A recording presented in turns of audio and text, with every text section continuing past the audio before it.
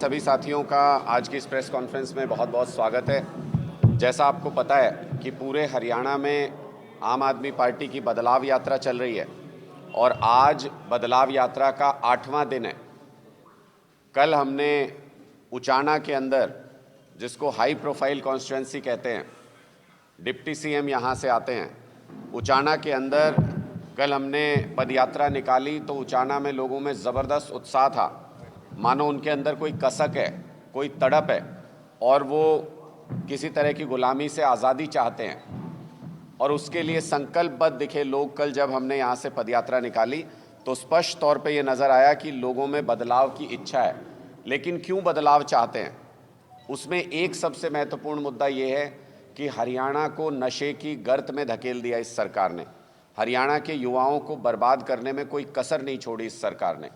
हरियाणा में एनसीआरबी के जो ताज़ा आंकड़े आए हैं, पहले पंजाब को लेके चिंता हुआ करती थी नशे को लेकर के, लेकिन जैसे जैसे हम वहाँ शिकंजा कसते जा रहे हैं नशे के तस्करों पर, नशे के कारोबार पर, युवाओं को नशे से बाहर निकालने की योजना बना रहे हैं वहाँ पर, वैसे वैसे वो सारा जो बिज़नेस है नशे का वो हरियाणा की तरफ डाइवर्ट हो रहा है। एनसीआरबी के डाटा बताते हैं कि 500 से ज़्यादा मौतें नकली शराब की वजह से हरियाणा के अंदर हुई हैं, जबकि हरियाणा सरकार ये आंकड़े छुपाती है और कहती है कि 16 से 23 के बीच में सिर्फ 39 मौतें हुई हैं। जबकि यमुनानगर में अकेले अभी पिछले दिनों एक ही घटना में 25 लोगों की मौत हो गई थी। उससे पहले पानीपत में, सोनीपत में जहरीली शराब से मौतें हुई। कुल मिलाकर एनसीआरबी के आंकड़े कहते हैं कि 500 मौत हुई हैं। एनसीआरबी का एक और डाटा है जो बहुत चौंकाने वाला है, जो ये कहता है कि नशे की वजह से सुसाइड करने वाले लोगों की संख्या हरियाणा में देश में सबसे ज़्यादा है। देश में अव्वल नंबर पे हरियाणा आता है। नशे की वजह से युवा लगातार सुसाइड कर रहे हैं। हर 1 लाख लोगों पर 12.6 सुसाइड हो रहे हैं, यानी 12 से 13 लोग 1 लाख लोगों में से सुसाइड कर रहे हैं। इसका सबसे बड़ा कारण नशा बताया गया है। और नशे की तरफ युवा तेज़ी से क्यों बढ़ रहा है? क्योंकि हरियाणा में रोज़गार नहीं है। 25 लाख युवा बेरोज़गार हैं हरियाणा के अंदर। नशा तस्करों को सरकारी संरक्षण है। और अभी जब रिकॉर्ड खंगाला गया यमुनानगर की घटना के बाद, तो पता लगा कि 9 लाख शराब की बॉटल्स सरकारी रिकॉर्ड से गायब हैं। आप सबको पता है कि आबकारी विभाग किसके पास है। आप सबको पता है कि दिन के वक्त लीगल और रात के वक्त इलीगल ठेकों से कौन कमाई कर रहा है। ये जो लूट का धंधा चला रखा है, युवाओं के नाम पे राजनीति करके सरकार में आने वाले ये लोग, जिन्होंने नशे के गर्त में धकेल दिया हरियाणा को, हरियाणा का युवा इनसे 2024 में बदला लेने का मन बना चुका है और हरियाणा के युवा बहुत नाराज़ हैं। सबसे गहरी चोट जो इस सरकार ने की, जिसको मैं अंतिम चोट कहूँगा, जिसके बाद युवा बर्दाश्त नहीं करेंगे आगे, खट्टर साहब ने ये कहा कि 10,000 युवाओं को इजराइल में नौकरी करने के लिए भेजेंगे। हरियाणा का युवा युद्ध में मरने के लिए नहीं है खट्टर साहब, और वो भी जो अपनी मातृभूमि के लिए लड़ाई ना हो। विदेश में जहां युद्ध चल रहा है, जहां पूरी दुनिया के लोग नौकरी छोड़ के जा रहे हैं, वहां खट्टर साहब हरियाणा के युवाओं को धकेलना चाहते हैं उस युद्ध के अंदर। इसलिए हरियाणा के युवा न सिर्फ इनका ये ऑफ़र रिजेक्ट करेंगे, बल्कि मुझे पूरा विश्वास है कि ऐसी मानसिकता वाली सरकार को भी 2024 में पूरी तरह से रिजेक्ट कर देंगे। आपके कोई सवाल हैं तो आप पूछ सकते हैं। सर, जो यात्रा निकाली जा रही है आम आदमी पार्टी की अलग अलग अम्बाला से, तो आप भी महेंद्रगढ़ से निकले हो, काफ़ी दिन हो गए, तो कैसे किन किन मुद्दे आपके सामने जो मेन आए कि लोग उससे परेशान है या सरकार ने वो काम नहीं किया, जो खास मुद्दा आपकी यात्रा में? देखिए, सबसे महत्वपूर्ण मुद्दा इस वक्त जो प्रदेश के सामने है वो 25 लाख बेरोजगार युवाओं का मुद्दा है। 25 लाख युवा अगर किसी प्रदेश में बेरोजगार हैं, मतलब वो प्रदेश बारूद के ढेर पे बैठा है। उस प्रदेश में धीरे धीरे अपराध बढ़ता चला जाएगा, धीरे धीरे नशा बढ़ता चला जाएगा, धीरे धीरे गंभीर समस्याएं समाज के अंदर उत्पन्न होनी शुरू हो जाएंगी। क्योंकि ये 25 लाख युवा कल को अपना घर कैसे बसाएंगे, घर चलाएंगे कैसे, ये समस्या इन परिवारों के सामने है। इसलिए मुझे लगता है महेंद्रगढ़ से यहाँ तक आते आते मैंने एक चीज़ जो महसूस की है, युवाओं की आंखों के अंदर वो गुस्सा है कि उन्होंने जिस उम्मीद के साथ सरकार को चुना था वो रोज़गार उनको मिला नहीं। दूसरा महत्वपूर्ण मुद्दा बिजली की समस्या का है। पूरे हरियाणा के अंदर बिजली बहुत महत्वपूर्ण समस्या, बिजली का बिल चुकाने की लोगों की हैसियत नहीं रही। ऐसी हालत कर दी सरकार ने, लोगों को सड़क पे ला दिया। गरीबी के हालात हैं।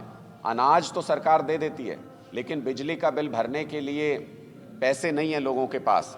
इसलिए दूसरा महत्वपूर्ण मुद्दा मुझे लगता है बिजली का है। उसके अलावा तो हरियाणा में समस्याओं का कोई अंत ही नहीं है।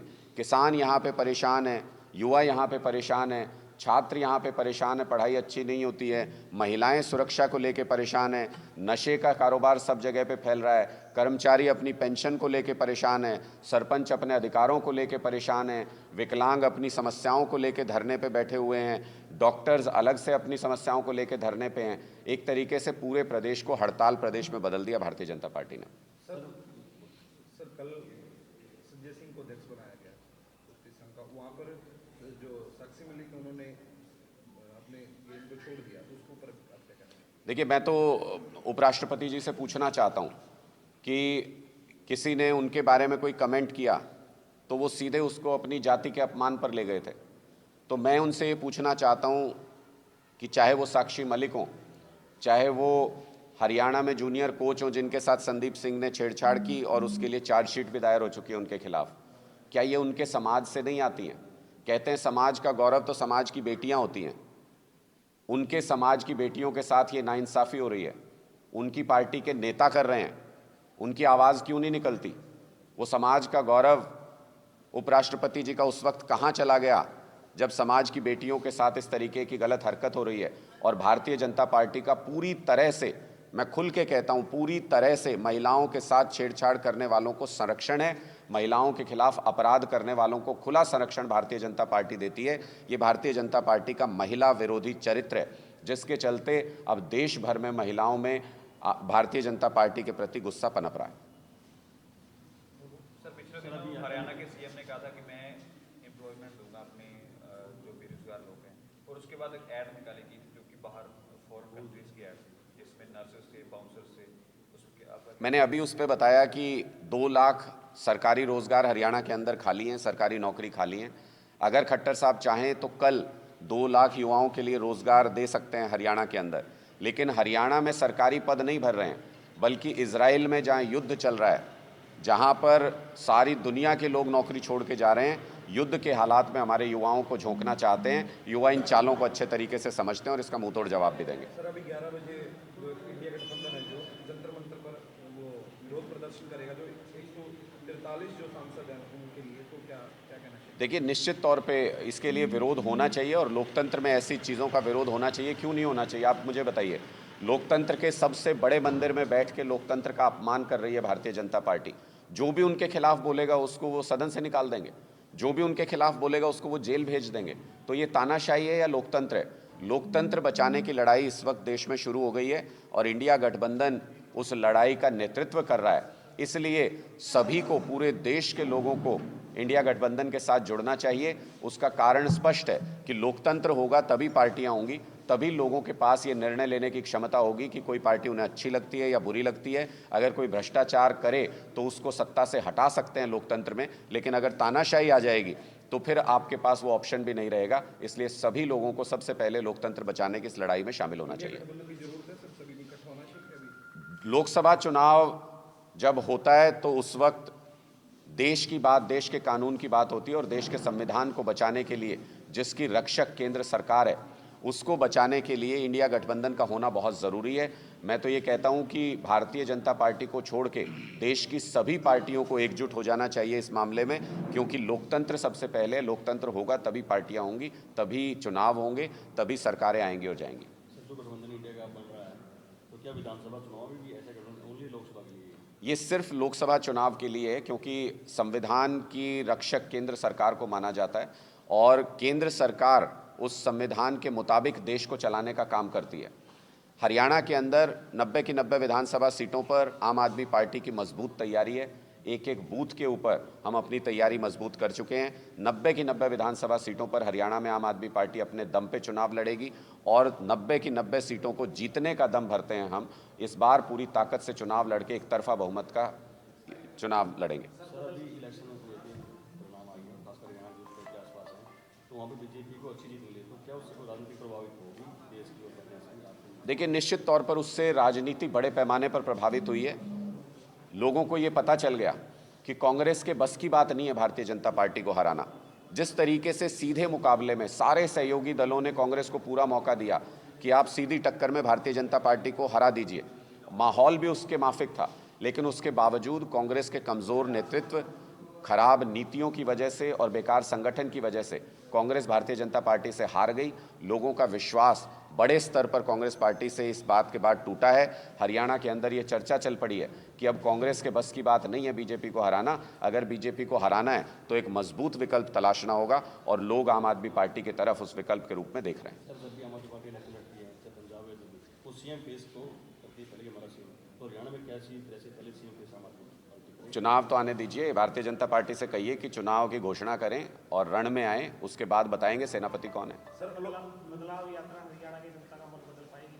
बदलाव यात्रा हरियाणा की जनता का मन काफ़ी हद तक बदलने में कामयाब रही है। लोग बड़ी संख्या में, मैं आपको बता रहा हूँ, चारों बदलाव यात्राओं के अंदर बहुत ज़बरदस्त जन समर्थन लोगों का मिल रहा है। मैंने ऐसा जन समर्थन, मैंने दिल्ली का चुनाव भी देखा है, पंजाब का चुनाव भी देखा है। मैं ये कॉन्फिडेंस के साथ कह सकता हूँ कि उससे ज़्यादा ललक हरियाणा के लोगों में सत्ता परिवर्तन को लेकर के है। हरियाणा के लोग नए विकल्प को तलाश रहे हैं। अभी तक कभी वो जेजेपी में उस विकल्प को ढूंढते थे, कभी किसी और पार्टी में ढूंढते थे।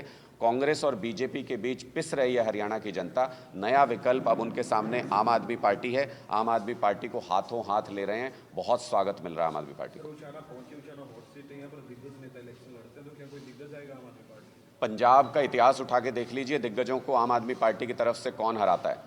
आम आदमी जब खड़ा हो जाता है तो बड़े बड़े दिग्गजों की जमानतें जब्त हो जाती हैं। पंजाब में आप जानते भी नहीं होंगे कि चन्नी साहब को किसने हराया, आप नाम नहीं बता पाएंगे। राजा अमरिंदर सिंह को किसने हराया, आप नाम नहीं बता पाएंगे। आप नाम नहीं बता पाएंगे कि सिद्धू साहब को किसने हरा दिया, बादल साहब को किसने हरा दिया। इतने बड़े बड़े धुरंधरों को आम घरों से निकले हुए बच्चों ने हरा दिया। उचाना के अंदर भी ये जो चक्की के दो पाटों के बीच में उचाना की जनता पिस रही है, इनको मुक्ति किसी आम घर से आया हुआ कोई आम बच्चा दिलाएगा। और उस उचाना के आम परिवार के उस बच्चे ने बड़े बड़े धुरंधरों को गिरा दिया। ये आपके खबरों की हेडलाइन होगी। सर, बीजेपी का कहना है कि दिल्ली में आप सरकार के 2-3 मंत्री जेल में जा चुके हैं और आप पे भ्रष्टाचार करो, दिल्ली सरकार दिल्ली नेता लगाने उसको लेकर इस तरह से। अंग्रेज़ भी ये कहते थे कि शहीद भगत सिंह जी ने कोई गुनाह किया है, उनको जेल में डाल दिया। और उनको ये गलतफहमी हो गई थी कि शहीद भगत सिंह जी को फांसी दे दो, फिर कोई आज़ादी नहीं मांगेगा, फिर देश को आज़ादी नहीं मिलेगी। लेकिन ऐसा हुआ नहीं।